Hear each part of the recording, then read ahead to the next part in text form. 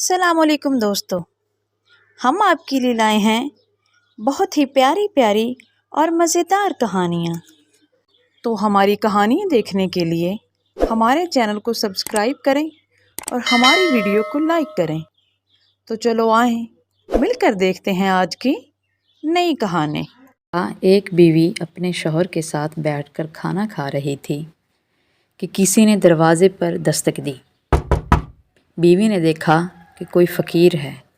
بیوی نے کھانا اٹھایا اور جا کر فقیر کو دینے لگی تو شوہر نے سختی سے منع کر دیا کہ مت دو۔ اسی وجہ سے دونوں میں جھگڑا ہوا۔ لڑائی اس حد تک بڑھ گئی کہ کچھ عرصے میں طلاق ہو گئی۔ کچھ عرصے بعد عورت کی کسی دوسرے مرد سے شادی ہو جاتی ہے۔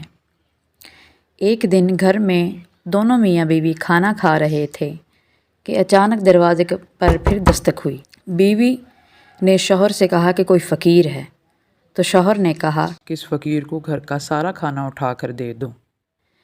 جب بیوی نے فقیر کو کچھ اٹھا کر دینا چاہا تو اس کو دیکھ کر اس کی آنکھوں میں آنسو آ گئے۔ شوہر نے پوچھا کہ کیا بات ہے؟ بیوی نے کہا یہ فقیر جو دروازے پہ آیا ہے یہ میرا پہلا شوہر ہے جو بہت مغرور اور متکبر تھا۔ کل اس نے دروازے سے فقیر کو کھانا دینے سے منع کیا تھا، آج وہ خود دروازے پر بھیک مانگنے آیا ہے۔